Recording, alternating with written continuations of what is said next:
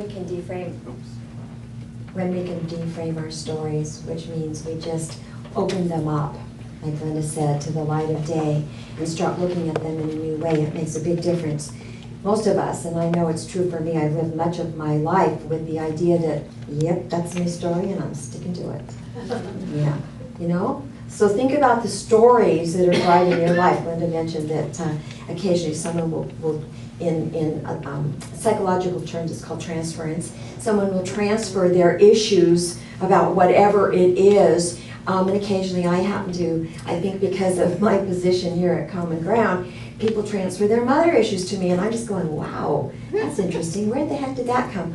Luckily, I have the capacity to know the story behind the story and be able to deframe it so that I don't take it personally, because we're always a character in someone else's story, aren't we? So it's always important for us to be able to, you know, step aside from, oh, that's your story and you're sticking to it, and that's my story and I'm sticking to it. It's a very big spiritual practice. Because, you see, we like to make stories out of our experiences in life. Isn't that what we do? Because there's this sort of human tendency for us to link together the past experiences with whatever is going on right now. That's what we do. That is exactly what we do. We try to make meaning out of all the stuff of life, and in the process, we usually are in some way interpreting that. We're creating some sort of story around our experiences or these global experiences, whatever it is. This is the emergence of the oral traditions in cultures before there was internet and Facebook and all that stuff. These oral traditions that help knit together our cultures. It's important, you see.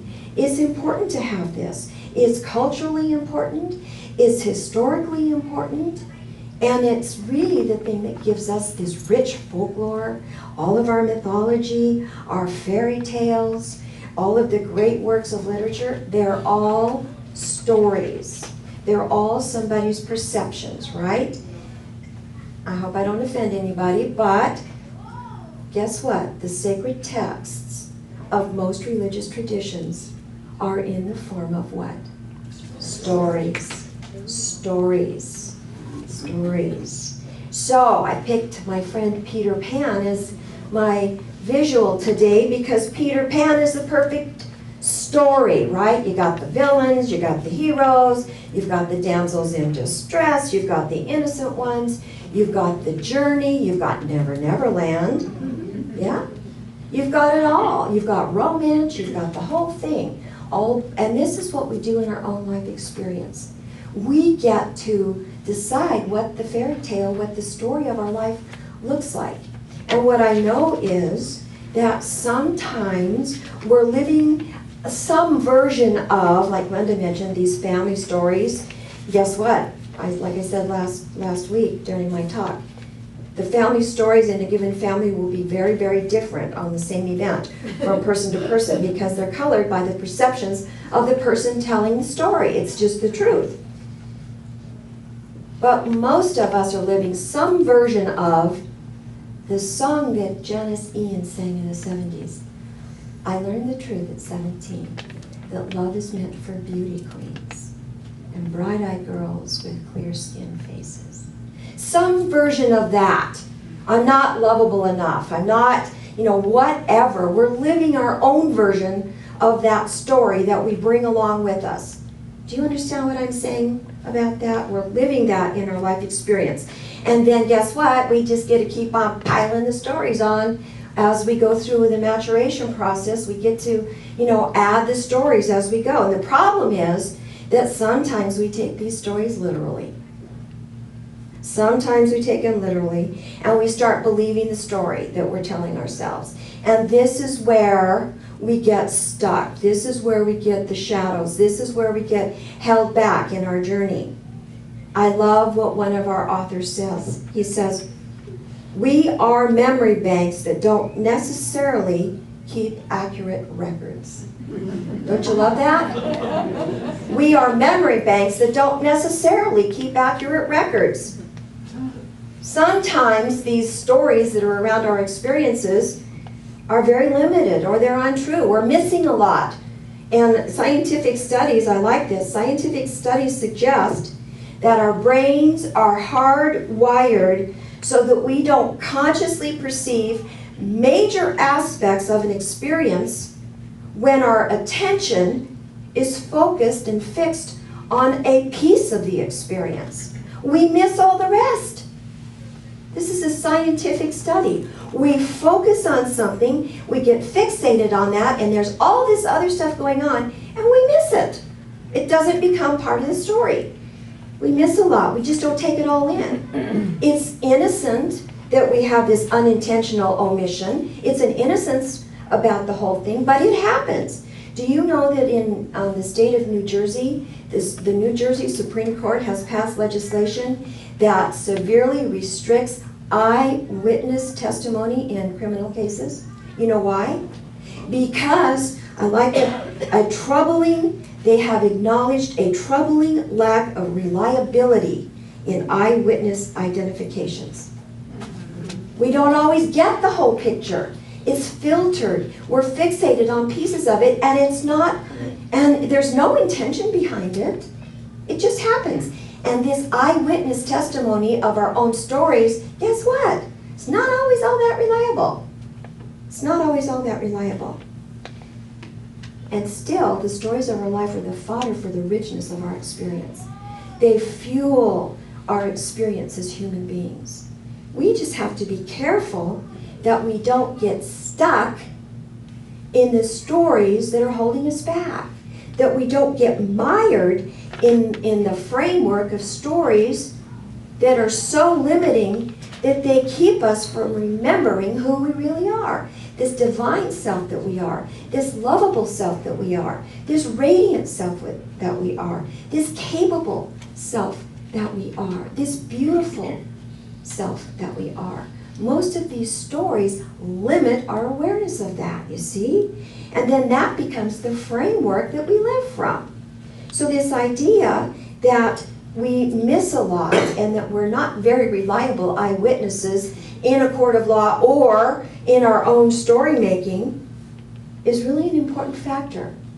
And guess what? Most of the stories that hold us back, most of the limiting experiences that we've had are about things like wounding, painful experiences, traumatic experiences.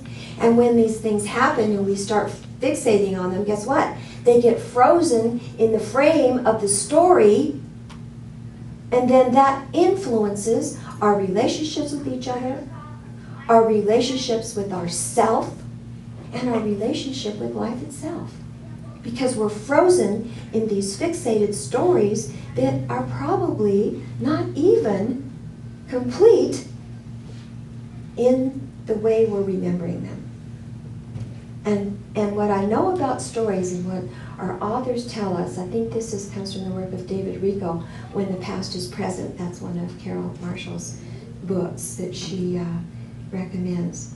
There are about 4 basic categories. So think about the stories that may have driven your life in the past that you've deframed, or stories that are continuing to drive your life experience that are holding you back and creating problems for you. They're about comings and goings, money, relationships, whatever it looks like, comings and goings. They're about giving and receiving, withholding love, right? Not getting enough love, whatever that looks like, or anything else. It's about being accepted, being rejected, those polarities. It's about letting go and moving on. Boy, sometimes we want to really hang on to those stories. Years and years ago, I had a story that was very powerful in my life. It was about being the rape victim. And it drove my life for a while. And moving beyond that story was a little bit difficult. And of course it was forgiveness and love that came in that transmuted that story. And it's not part of my story today. It's a lesson, it's an awareness, but it's been deframed. It's no longer that frozen sticking spot that holds me back, you see.